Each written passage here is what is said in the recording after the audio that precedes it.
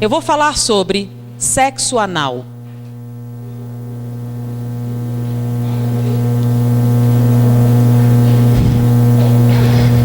O que vai responder muitas outras perguntas, né? Sexo anal é normal? É um sexo biologicamente viável? Todo mundo devia experimentar? É natural para todo mundo? É bastante prazeroso se você fizer direito? Vocês vão ver isso escrito em todas as revistas. Eu fui numa banca, peguei todas as revistas. Todas diziam a mesma coisa. Prática normal, bastante satisfatória, todo mundo devia experimentar, tem uma forma correta de fazer, tudo isso. Todos os sites pornográficos têm contos pornográficos de que essa é uma experiência extraordinária. Que as mulheres gostam muito, têm medo de fazer, mas se fizer vão adorar. E que os homens vão achar o máximo. Tudo isso está escrito. Se vocês forem agora para uma banca de jornal e comprarem, vão encontrar isso, tá bom? Eu, como disse para vocês, trabalhei durante um tempo numa enfermaria de pacientes terminais do vírus da AIDS. Tá? Era o Hospital Gafreguinli, aquele onde morreu o Cazuza. E a enfermaria era a 10ª enfermaria do Gafreguinli, que foi justamente aquela patrocinada por ele. Na época, naquela enfermaria haviam 20 pacientes. Todos eram homossexuais. E quando a gente termina a clínica médica, a gente tem que fazer uma monografia para a conclusão do curso. E como todos os pacientes tinham AIDS, nós escolhemos a AIDS para escrever. Quais as doenças oportunistas que acontecem com o vírus da AIDS? Naquela época não havia o coquetel, o número de doenças oportunistas era muito maior do que era hoje. Então nós pegamos todos os prontuários dos 20 pacientes e pegamos também 100 prontuários de pacientes anteriores. E fizemos a listagem estatísticas das doenças. Em primeiro lugar estava endocardite bacteriana. Todos os 120 pacientes que nós escolhemos eram portadores de endocardite bacteriana. Era a colonização das válvulas cardíacas por bactérias. Então nós colocamos, primeiro da lista, endocardite bacteriana. Segundo lugar, aí tinha pneumocystis, tinha tuberculose, tinha um monte, aí a gente ficou colocando. Quando a gente foi apresentar para o professor, ele pegou assim, peraí, está errado. Aí ele riscou bacteriana. Eu fiquei, mas por quê? Todos, aí eu falei, eu fui lá, todos tinham. Aí eu fui no outra enfermaria. Todos eles tinham endocardite bacteriana. Poxa, todo aidético tem endocardite bacteriana. É uma doença que vem com a AIDS. Aí eu voltei lá. Bom, todo paciente imunodeprimido produz inicialmente endocardite bacteriana. Ele disse, não. Mas todos os nossos pacientes têm. A gente disse, mandou ir noutra enfermaria com pacientes terminais, com câncer e outras doenças degenerativas. Nenhum deles tinha endocardite bacteriana. Todos estavam imunodeprimidos. Eu fui na área imunológica. Nenhum paciente imunodeprimido tinha endocardite bacteriana.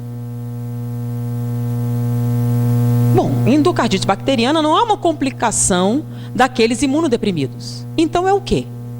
Aí esse professor me explicou os fatos da vida, não de maneira tão agradável como vou fazer para vocês, né? Então ele me explicou que isto não era decorrente da AIDS, era decorrente do sexo anal. Como assim? Eu não entendi, ele teve que me explicar e não foi muito agradável.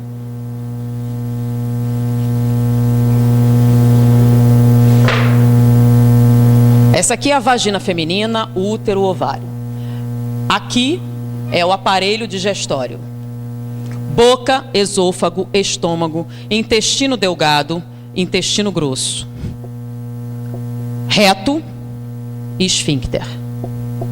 Tá? A única coisa que eles têm em comum é serem cavidades, tá bom? Então essa cavidade aqui faz parte da função sexual. É um órgão sexual. Ele foi criado para quê? Para o ato sexual. Ele foi projetado para isso. E esse aqui faz parte do aparelho digestivo ou digestório. Ele foi projetado com o objetivo de absorção de alimentos. Ele não foi projetado como objeto sexual. Então, quando eu fiz aqui o aumento, o que é que vocês encontraram? 16 camadas celulares, 7 camadas musculares, células caliciformes que produzem muco aquoso. Vamos fazer a mesma coisa aqui. Microscópio, vamos aumentar. Vocês que estão na escola estudando o aparelho, o corpo humano, quantas camadas celulares eu tenho no tubo digestivo? Uma. Células colunares, assim. Uma camada com células ciliares no topo, tecido conjuntivo embaixo, tá? E aqui o plexo esplênico, que são aquelas veias que carregam tudo para a veia cava e distribuem para o coração, tá? Eu tenho células caliciformes também, que produzem muco, mas não produzem muco aquoso, produzem muco seroso, com S. O muco seroso tem por função proteger o tubo digestivo dos ácidos estomacais. Quando você faz autópsia, você tem que usar todo um aparato para que você não tenha queimaduras graves com os ácidos estomacais. Se você enfiar seu braço sem proteção no estômago de um cadáver recente, você vai perdê-lo. As queimaduras serão muito intensas. Porque, lembra o que acontece com um bife mastigado no estômago? Vira líquido. É ácido. E bife é carne. É um pedaço de bife do seu braço, naquele ácido vai virar líquido. Então, os ácidos estomacais são altamente corrosivos. Por que não corrói seu estômago? Porque você tem, quando você faz endoscopia, uma camada brilhante que protege o estômago dos ácidos. É o muco seroso. O muco seroso, além de proteger dos ácidos, ele aumenta o atrito. Porque se o alimento passar muito depressa, o que acontece? Diarreia e você morre. Então o alimento tem que passar devagar para que você possa absorver os nutrientes, né? Você absorve os açúcares, as proteínas, as substâncias, as vitaminas. Então o muco seroso aumenta o atrito, enquanto o muco aquoso diminui o atrito. 16 camadas celulares, uma camada celular. Aqui em volta eu tenho só uma camada muscular, que dá a volta, que é a que faz os movimentos peristálticos. Só uma, precisa de mais? Não. É uma camada que empurra o bolo alimentar ao longo do tubo digestivo. E no final você tem um esfíncter, que é um nervo, que serve o quê? Para reter as fezes. Só isso. Não tem outra função. Ele relaxa, você libera. Então, quando você compara os dois, tem comparação possível? Não. Então, quando você atrita aqui, não tem nenhum problema. Quando atrita aqui, o que acontece? O que acontece no ato sexual? Atrito. Intenso. Quando você atrita, se você for fazer uma cirurgia e correr o risco de abrir o intestino, qual a preparação pré-operatória? Vocês não são tudo criancinha, né? Tem uma noção. Você não pode entrar na internet. Você vai tomar um comprimido laxante para eliminar o máximo de fezes. Você vai tomar antibióticos para matar as bactérias. Você vai fazer uma lavagem intestinal até a água sair limpa. E a última lavagem é com antibióticos. Porque se cortar e essas bactérias entrarem com o meio interno, você vai morrer de septicemia. Então eles vão limpar tudo. Durante o sexo anal, você faz lavagem intestinal antes? Não. Então é um ambiente altamente contaminado. Quando você fizer atrito, só tem uma camada celular. Você vai romper e vai sangrar. Com a ruptura e o sangramento, o que você vai jogar aqui? As bactérias presentes nessa luz, que são Escherichia coli, se você tiver sorte. E outras mais patogênicas, se você não tiver. Em volta daqui, nós temos linfonodos. São aqueles famosos da AIDS, né? Esses linfonodos, quando vêm essas bactérias, aumentam de tamanho. Aí você começa a ter uma granulação. Daí a incidência maior durante daqueles que têm hemorroidas, crescimento e dilatação de muitas veias na região e dificuldades gerais nessa musculatura. Essa ruptura constante faz com que essas bactérias superem a ação dos linfonodos e caiam na corrente sanguínea. O que tem que encher logo atrás do intestino? O intestino absorve os nutrientes, certo? E depois você tem que espalhar ele para o corpo. Então o plexo esplênico cai aonde? Veia cava. E a veia cava vai para onde? Direto para o coração. Então essas bactérias das fezes caem no coração e colonizam as válvulas cardíacas, provocando endocardite bacteriana. Então não é AIDS que provoca endocardite bacteriana, é a prática do sexo anal. Isso só acontece com homossexuais? Não, com heterossexuais também, que pratiquem o sexo anal, a probabilidade de endocardite bacteriana se torna proporcionalmente aumentada de acordo com o nível de prática. Com os homossexuais a incidência é maior porque é a única prática sexual, tá? Então a incidência é bem maior. Por isso todos os pacientes homossexuais tenham endocardite bacteriana. Com a AIDS a endocardite evoluía para pericardite e nós tínhamos que fazer punção pericárdia, tirar o líquido inflamatório do coração. Senão eles morreriam por asfixia, por contrição cardíaca. Além disso, é muito comum a insuficiência cardíaca entre homossexuais mais idosos, que a incidência chega a 68%, diferente da população normal, que é de 8%. Além disso, essa lesão constante provoca alteração da morfologia dessas células, provocando displasia. Displasia rima com neoplasia. A incidência de câncer retal na população é de 3 a 4%. Entre os homossexuais chega a 32%. Então há uma relação direta com a prática do sexo anal e com a incidência de câncer retal. Além disso, a mulher não tem terminais nervosos de sensibilidade nesta área. Então ela não sente absolutamente nada com a prática do sexo anal, a não ser o sofrimento físico, a dor, a não ser que ela compre anestésicos, que são medicações inibitórias da sensibilidade para a prática do sexo anal, e compre lubrificantes artificiais para neutralizar o muco seroso e permitir que esse acesso faça com mínimas lesões. Então, sem lubrificantes artificiais, sem anestésicos para limitar a dor, é uma prática dolorosa, humilhante, violadora. Sendo que ela tem um órgão próprio para isso. Por que um homem teria que submetê-la a esse tipo de atividade se não fosse por sadismo? É o prazer em infligir dor. Porque ele aprendeu nos contos pornográficos que se você tratar ela com a brutalidade necessária, você conseguirá que ela tenha prazer. No homossexual, existe até pelo menos uma desculpa. Aqui, encostado, nós temos a próstata. Tanto que o exame de próstata é retal. A próstata se encosta aqui, mas vamos fazer um aumento aqui.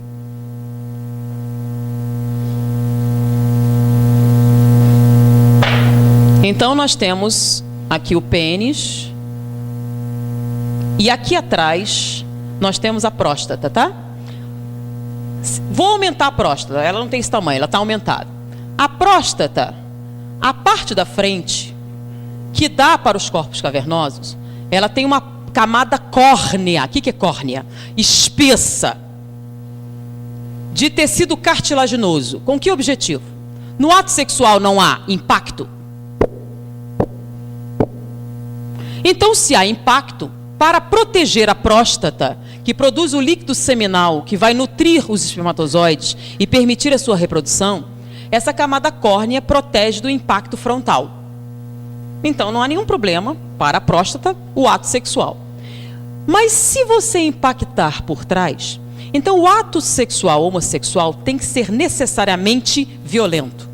Você tem que bater com força para atingir a próstata. Então é o sexo anal e ele tem que ser violento. Então, a não ser que vocês conversassem pessoalmente com alguém, ninguém ia contar. Então, você vai bater com força. Se você bater com força suficiente e traumatizar a próstata, ela sangra, porque essa parte de trás não tem camada córnea. Não se esperava na natureza nenhum impacto posterior. Está protegido pela espinha e pelo intestino. Você bate com força, traumatiza a próstata, ela sangra. Quando ela sangra, produz células inflamatórias. Ela incha.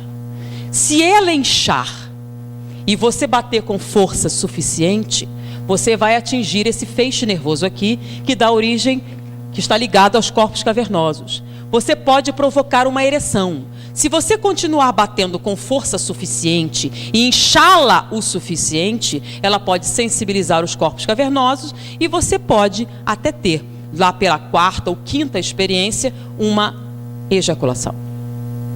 Mas você só vai conseguir essa ejaculação se após essas múltiplas experiências você conseguir a hiperplasia de próstata, sua próstata estiver inchada. Com o passar do tempo e esses múltiplos traumatismos da próstata, ela começa a produzir células displásicas também. Displasia rima com neoplasia.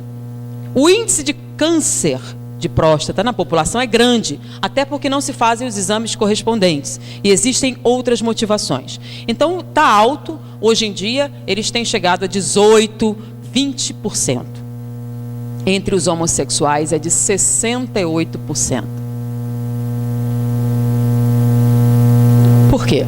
Porque a prática sexual que eles utilizam pressupõe o câncer de próstata.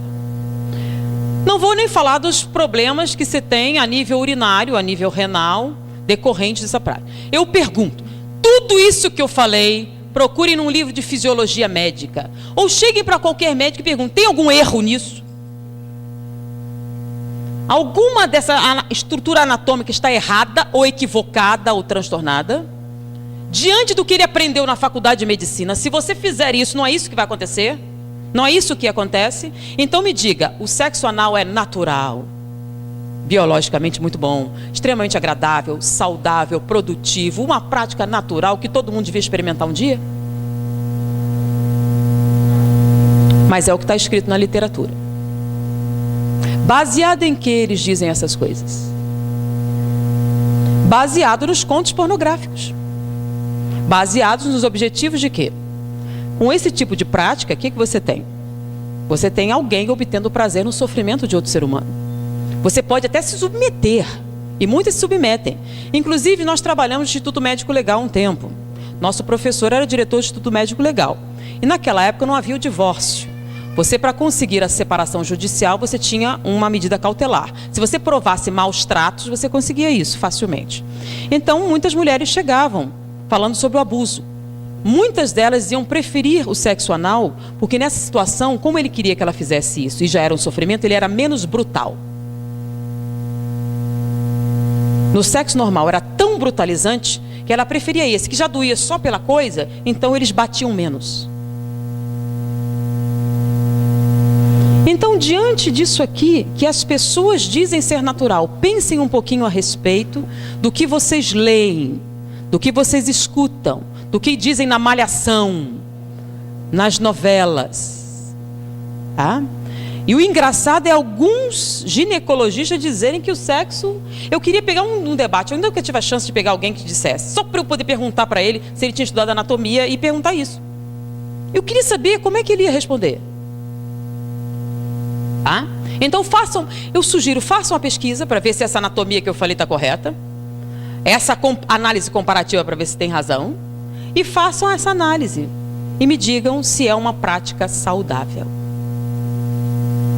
Tá bom? E eu acho que depois disso, muitas perguntas que poderiam sair já são respondidas. Pensem um pouquinho mais. Pensem nas consequências. Pensem no futuro. Pensem no que vocês precisam realmente para serem felizes. E diante disso, vamos orar mais, pedir inspiração, suavizar nossos sentimentos e principalmente não fazer aos outros o que não gostariam que fizessem a você, uma máxima muito importante em nossa vida. Principalmente vocês que são jovens. Vocês têm a oportunidade de ter essa informação. Dividam com seus amigos, dividam com seus pais, dividam com outras pessoas. A partir de hoje, vocês sabem muito mais do que a média dos outros jovens. Foi um prazer estar com vocês. Até a próxima oportunidade.